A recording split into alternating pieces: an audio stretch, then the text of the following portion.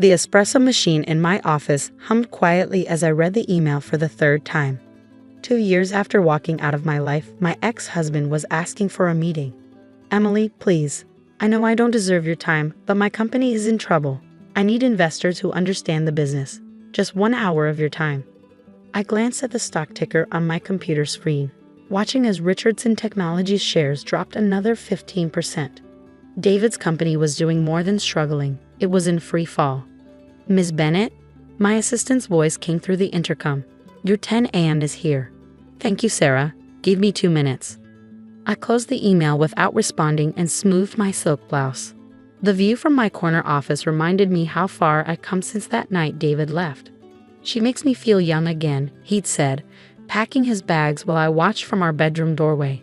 "Jessica understands me in ways you never did." I'd said nothing, just watched as he grabbed his expensive watches, his tailored suits, his golf clubs. He left behind 20 years of marriage and the woman who'd helped him build his company from the ground up. What he didn't know was that I'd been preparing for this moment for months. The signs had been there: late nights at the office, mysterious text messages, a sudden interest in staying fit at 45. I'd seen it all before with other executives' wives. But unlike them, I didn't cry or beg. I didn't throw his things out the window or key his precious Tesla. Instead, I got my ducks in a row. My name is Emily Bennett, and while my husband was busy with his 24-year-old mistress, I was busy turning his biggest mistake into my greatest triumph. The first sign of trouble had come during a charity gala 8 months before he left. I'd watched Jessica, his new marketing coordinator, touch his arm and laugh at his jokes. She was beautiful in that obvious way: long blonde hair, perfect makeup, designer dress probably bought with her corporate card. But it wasn't her attention to my husband that caught my eye. It was the way she studied the room, noting which executives were there, which conversations mattered. She wasn't just a pretty face.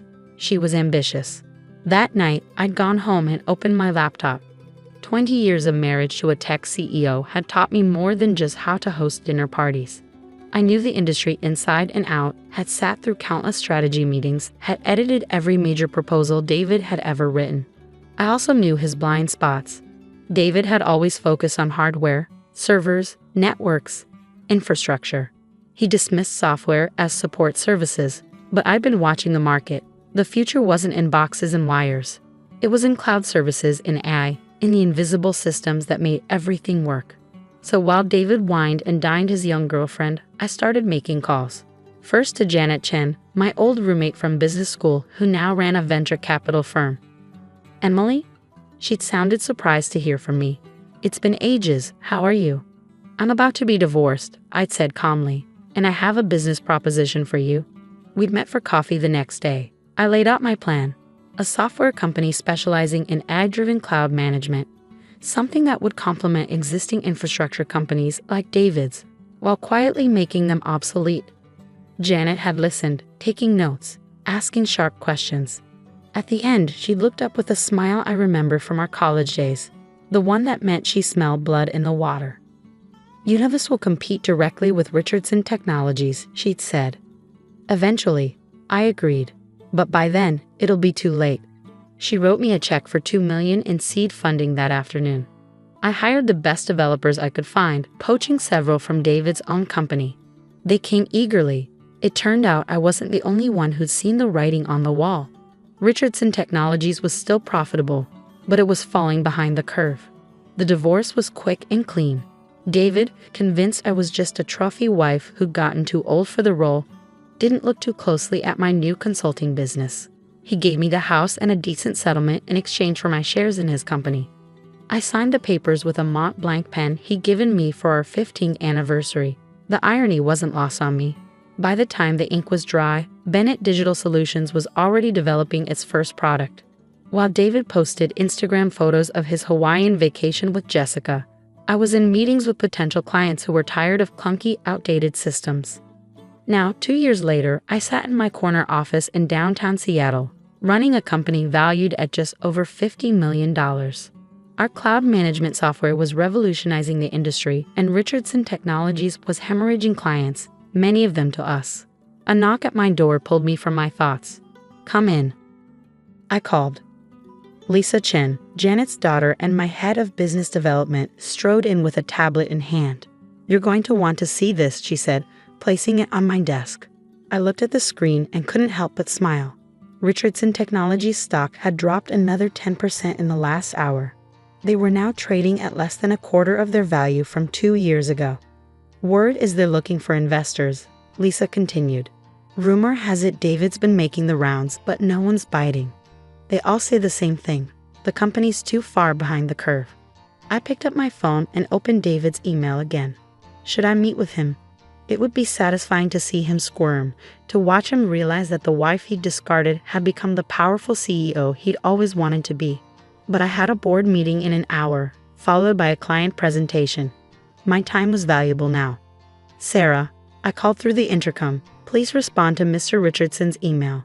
Tell him I'm afraid I don't have time in my schedule for meetings about struggling companies, but he's welcome to submit an investment proposal through our standard channels." Lisa grinned. Cold. "No," I corrected her, standing up to gather my materials for the board meeting. "Just business." I was reviewing quarterly projections when Sarah buzzed through again. "Miss Bennett, Mr. Richardson is here. He doesn't have an appointment, but he's insisting on seeing you." I glanced at the security feed on my computer. David stood in the reception area, looking significantly less polished than I remembered. His designer suit was slightly rumpled, his normally perfect hair showing signs of stress. No sign of the golden Rolex he'd loved to flash. Interesting. "How long has he been waiting?" I asked, though I could see the timestamp on the security feed. 20 minutes, Sarah replied. "Should I call security?" I considered it for a moment. Part of me wanted to let him stew out there, maybe even have him escorted out. But another part, the part that had spent 20 years analyzing business strategies, knew this was an opportunity. "Give him 5 more minutes," I said. "Then send him in." I used those 5 minutes to make myself impeccable. I smoothed my hair, touched up my lipstick, and adjusted my Hermes scarf, the one I bought myself to celebrate our first million in revenue.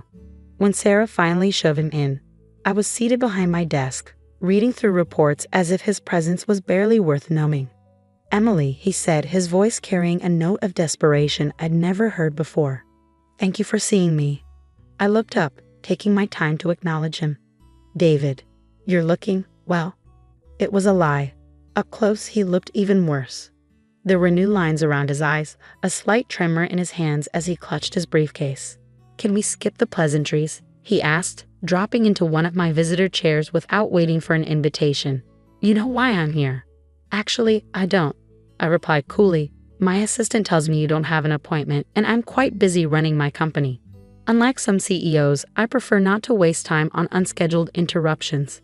He flinched at the implied criticism but pressed on. "Richardson Technologies needs capital. Quickly, we're developing new products, but the market's been evolving." I supplied.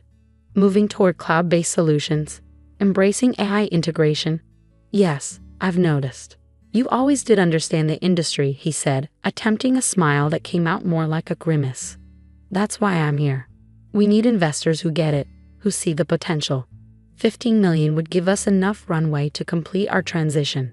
I picked up a pen, the Mont Blanc from our divorce, and tapped it thoughtfully against my desk. "And why should I invest in a company that's clearly failing to adapt? Your quarterly reports show declining revenue, massive client attrition, and no clear strategy for the future." His eyes widened slightly. "You've been following our numbers." "I follow all our competitors," I said smoothly. "It's just good business." "Competitors?" He laughed, but there was no humor in it. "Emily, be serious. You run a small software company. We're in completely different leagues." I turned my monitor toward him, displaying a graph of our respective stock prices over the past 2 years. His plummeting mind soaring. "Are we?" I asked quietly, because from where I sit, David, one of us is running a thriving tech company valued at $50 million, and the other is begging for investment to save a dying business. Care to guess which is which? The color drained from his face as he studied the graph. This is Bennett Digital? Your company?" "My company," I confirmed. "The one you dismissed as a hobby during our divorce. The one that's been systematically taking your clients for the past 18 months. The one that just signed a contract with Microsoft that's worth more than your entire market cap. He slumped in his chair, briefcase sliding from his lap to the floor. Papers spilled out, financial reports, projections, desperate plans for revival. I caught a glimpse of a personal bank statement showing an account nearly drained. "What happened to your Rolex?" I asked like a guess. He rubbed his bare wrists self-consciously. "Had to sell it. Jessica, she has expensive tastes." "Ah yes, Jessica. How is she? Still making you feel young?" His silence was answer enough. I'd heard through industry gossip that she left him 6 months ago for a younger, more successful CEO. "Emily," he said finally, his voice rough. "I know I don't deserve your help, but 20 years of marriage must count for something. Please, just look at our proposal." I stood up and walked to my window, looking out at the Seattle skyline. In the reflection, I could see him watching me, hope warring with desperation on his face. 20 years of marriage, I repeated softly. "You're right, David. It does count for something." He straightened slightly, a flicker of his old confidence returning. "It counts," I continued, turning to face him, "as the most expensive business education I could have received. And now you want me to invest in the company you're running into the ground. The same company you wouldn't let me help manage because wives should stay out of business." David stood up, desperation turning to anger. "So this is revenge? You built all this just to destroy me?" I laughed, the sound echoing off my office walls. "Oh, David, not everything is about you. I built this company because I saw where the industry was going while you were busy chasing youth. I succeeded because I understood what clients needed while you were resting on your laurels. Your failure is just collateral damage." "Collateral damage?" he sputtered. 300 people work for me, Emily. Real people with families, mortgages. Do they deserve to be collateral damage? I picked up my tablet and pulled up a file. "You mean like Angela Chen in accounting? Or Mark Rivera in development? Or the other 50 employees who've already accepted positions here at Bennett Digital?" His face went pale. "What? We've been quietly recruiting your best talent for months," I explained. "Offering better pay, better benefits, and most importantly, a future. By the end of the quarter, we'll have hired anyone worth keeping. The rest? Well, that's business." He sank back into the chair, all pretense of confidence gone. "You've thought of everything, haven't you?" "I learned from the best," I replied, "who taught me that business is business. Remember? When you told me our marriage was underperforming and you needed a younger model?" A knock at my door interrupted us. Liza entered, tablet in hand. "Sorry to interrupt, but the board is waiting in the conference room. And that other matter we discussed, it's done." I nodded. "Thank you, Lisa. I'll be right there." I turned back to David. "I'm afraid our time is up." "Please," he said, "one last attempt." "What am I supposed to do?" I sat back down at my desk and pulled out a folder. "Actually, I have a proposal for you." His eyes lit up with hope, but I quickly crushed it. Bennett Digital will buy Richardson Technologies' assets at market value, which, given your stock price, is about 10 cents on the dollar. Your shareholders get something rather than nothing. Your employees get job security, and you, I slid the folder across the desk, you get to retire with your dignity somewhat intact. He opened the folder with trembling hands, reading through the terms. "This is a hostile takeover." "No, David. This is mercy. You have 24 hours to accept. After that, we'll simply wait for bankruptcy and pick up the pieces for even less." As security escorted him out, I caught a glimpse of my reflection in the window. Confident, powerful, unstoppable. Not bad for a woman he deemed too old. The board meeting was brief and triumphant. Our quarterly numbers were exceptional, and the news about Richardson Technologies' imminent acquisition was met with enthusiasm. That evening, as I packed up my office, I found an old photo in my desk drawer. Our wedding day, 22 years ago. We looked so young, so full of promise. David grinning at the camera, me gazing at him adoringly. "Miss Bennett?" Sarah appeared in my doorway. "Your car is here." And Mr. Richardson's office called. They've accepted the offer. I dropped the photo in the shredder. "Thank you, Sarah. Please have legal start the paperwork first thing tomorrow." On my way out, I passed the wall of awards and press clippings that lined our reception area. Bennett Digital revolutionizes cloud management. Emily Bennett named CEO of the year. Local tech company hits $50 million valuation. My phone buzzed with a text from Janet. Heard about Richardson. Drinks to celebrate. I smiled and replied, can't tonight. Early meeting tomorrow.